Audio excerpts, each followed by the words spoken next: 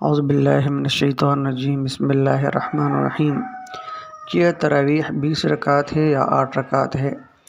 اس کے متعلق جمہور اہل سنت والجماعت کا مذہب ہے کہ تراویح 20 رکعت ہی ہے، اور دوسرا گروہ غیر مقلدین کا ہے جو 8 تراویح کے قائل ہیں۔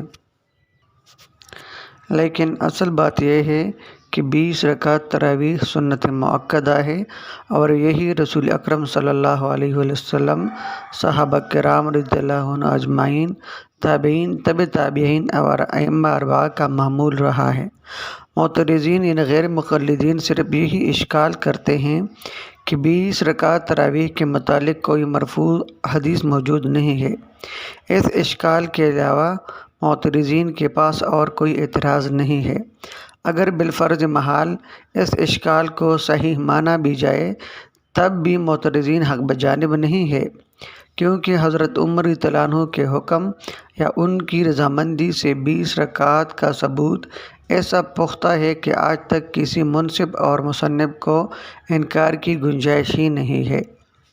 حضرت عمر رضی اللہ عنہ کے عہد میں 20 رکعت پر اجماع ہو گیا تھا، اور اجماع بھی حجج شرعیہ میں سے ایک مضبوط دلیل ہے۔ اب آتے ہیں 20 رکعت پر دلائل کی طرف۔ دلیل نمبر 1، مرفوع حدیث نمبر 1، ملاحظہ فرمائیں۔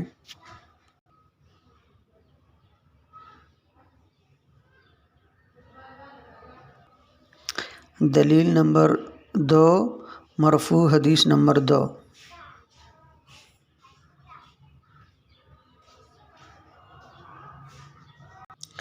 دلیل نمبر 3، دیگر صحابہ کرام رضی اللہ عنہ اور تابعین اعظام کا مذہب 20 رکعت کے متعلق۔ دلیل نمبر 4، جمہور علماء کا موقف اور اجماع امت۔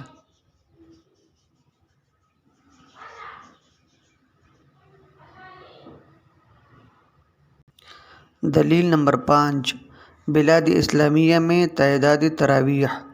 دیکھیے،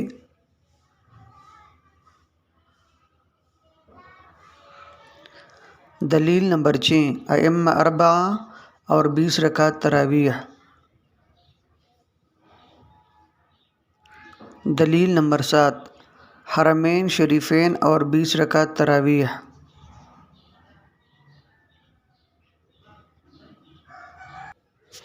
اب آتے ہیں معترضین یعنی غیر مقلدین کے دلائل اور ان کے جوابات کی طرف۔ دلیل نمبر 1 اور اس کا جواب، دیکھیے، ملاحظہ فرمائیں۔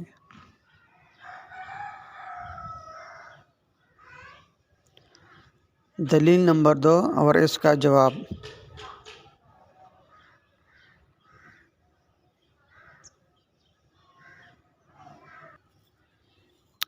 اس تفصیلی جائزے کے بعد ہم اپنے سامعین سے اولاً یہ پوچھنا چاہتے ہیں کہ کیا 1000 سال سے زائد طویل عرصہ میں کسی ایک موقع پر بھی یہ ثابت ہے کہ مسجد نبوی میں مستقل 8 رکعت تراویح پڑھی جاتی تھی؟ یہ سوال ہے۔